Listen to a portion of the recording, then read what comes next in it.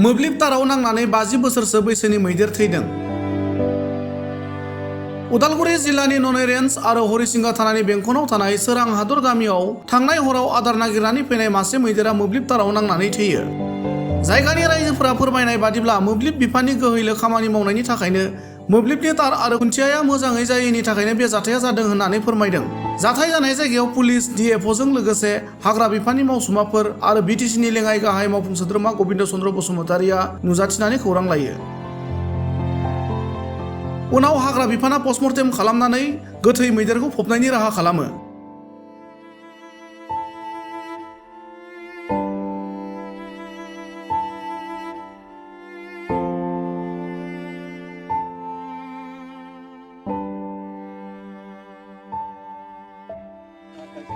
दिनै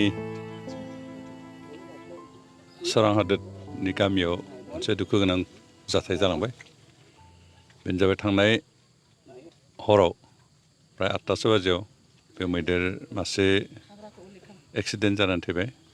1 नं घाग्रा खिन्थु ओरैनो सोरां हादोर होनना बुङो बेवहाय।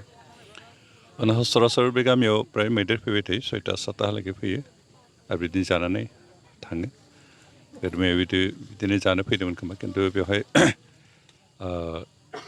जि जायगायाव हाथिनि फालो दंमोन बेवहाय इलेक्ट्रिक कारेन्टबो दंमोन आरो बे गाहायखाय हयथ' सुमफ्राम फिथाइ जानो होननानै मादोंमोन, बे गाहाय जाबोनानै तारा गाहाय जाबोनायखाय बेयाव नांनानै एक्सिडेन्टेलि मैदेरा थैबाय। आरो बे जोबोद दुखु गोनां बाथ्रा। बेखे मैदेरा जोंनि आसामनि हाग्रामानि मोनसे सम्पद आरो बेखौ बेबायदि खहा जायोब्ला जोंनि आसामनिनो भारतनिनो मोनसे खहा जायो। बेनिखाय आं बेखौसो खावलायनो सानो, बे इलेक्ट्रिसिटि डिपार्टमेन्टआ जाहाथे बे तारफोरखौ खोला तारनि जायगायाव सोलायनानै बेखौ जाहाथे राबार कटेड तार बाहायो, जाहाथे अब्ला अन्तत मानसिनो नांबाबो, मैदेरफोरनो जिब जुनारफोरनो नांबाबो बे खहा खालामनाय नङा। जे खोला तारमोन, बेनिखाय मैदेरा बेखौ दांफ्लांदों आसलथे बेवहाय एक्सिडेन्टलि थैबाय आरो बे जोंनि थाखाय जोबोद दुखु गोनां बाथ्रा।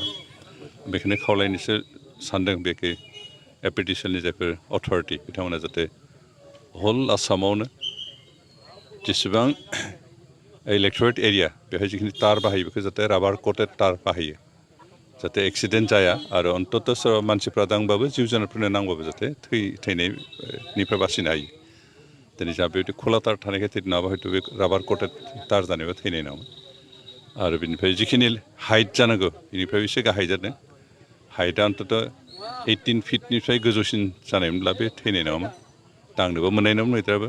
बेनिखाय बेफोर दुखु गोनां बाथ्रा जाबाय आरो जों दिनै दुखु फोरमायदों। लोगोसे फरेस्ट डिपार्टमेन्ट बिथांमोनखौ आं खावलायदों जाहाथे एसे जोथोन लायो, खारन बेखिनि ओनसोलाव प्राय मैदेर फैयो, खेथि बाथि नस्थ' खालामो आरो जोंहा सम सम फैनानै बिथांमोना गामिनि रायजोफोरजों लोगो जानानै होखारहरो। मैया हयथ' बिथांमोना खबर मोनस्लाबाखैबो जानो हागौ फैनायाव, खिन्थु गामिनिफ्रा बेंदोंमोन आरो बाखि दोलोफ्रा खारजोब्बाय बे थैनानै थालांनायखाय। गामिनि रायजोफ्रा हरसे नेनानै दोनबाय थादों, बेखौ बेंनानै दोनबाय थादोंमोन। हयथ' थैयाखैबा बेखौ डक्टरफोर लाबोना फोथांनो हागोन बेबायदि साननानै हयथ' गामि रायजोफ्रा बेखौ बेंनानै दोनदोंमोन, खिन्थु लोगो लोगो थैखादों। कारेन्ट खोब पावारफुल बायदि कारेन्ट, बेनिखाय बे थैबाय आरो बे जोंनि थाखाय दुखु गोनां बाथ्रा। औ, बे बेलायाव आंनि फारसेनिफ्राय बुंनो गोनाङा बेनोसै जे मैदेरा दाल' बा दिनै हरावल' फैदों बे नङा, गामाखालिफोरावबो फैबाय थायो। दाख्लैबावैबो बिदिनो फाल मोनसे फैदों, जादों थांदों आरो बिदिनो दिनै हराव नाथाय खोब अखा हादोंमोन आरो जों फैनायखौ जेबो पात्ता मोनाखै। जेब्ला हाथिया गाबदों खोब गोसाहै, अब्लाना थर मोन्दों जे हाथिया माबा मोनसे जाबाय होननाय बायदि। दा बेयाव बिथिं फन खालामलायनानै नायफैबाय जे हाथिया थैना दङ आरो बेयाव गोग्लैना दङ आरो बिदि अबस्थायाव आरो बेनि उनाव बे हाथिया मा अबस्थायाव जानानै बेयाव बिदि एक्सिडेन्ट जाखो जों खोब बिदि मोनसे डिटेल्स जोंथ' आरो बेखौ नुवाखै, बुंनो जों हाया आरो। ओमफ्राय दा जोंनि बे जिथु कारेन्ट डिपार्टमेन्ट हिसाबै जोंनि प्राय आजिखालि गामि गंखनफ्राव गासैयाव कारेन्ट जाजोब्बाय।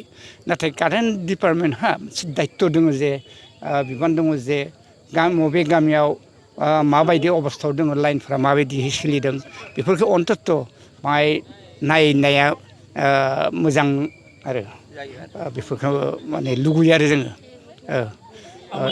सोंथि खालामनो नोंथांनाव दा नोंथांमोननि ओनसोलाव दा बेनि बेलायाव जुदि जुन थुथियालाय जुदि मानसि थैयोमोनब्ला बेनि दायथ'खौ सोर लागोन नोंथाङा माबायदि खावलायनो सानो सरकारनिफ्राय दिनै मोनसे कारेन्टार बे गोबां गोलैनानै बेनि बेलायावथ' दा जों हानि मालिक हिसाबैथ' जोंथ' आरो माबा मोनसे जुदि एक्सिडेन्ट जानानै थायोब्ला जों हानि मालिकआथ' जों जेबो मिथिया नाथाय बिनि जिथु प्रटेकसन बा बिदि जिथु रक्षना होनायनि दायित्वआ जिहेतु सरकार फारसेथिंफ्राय थाखायो आरो बेखौ जों लुबैयो आरो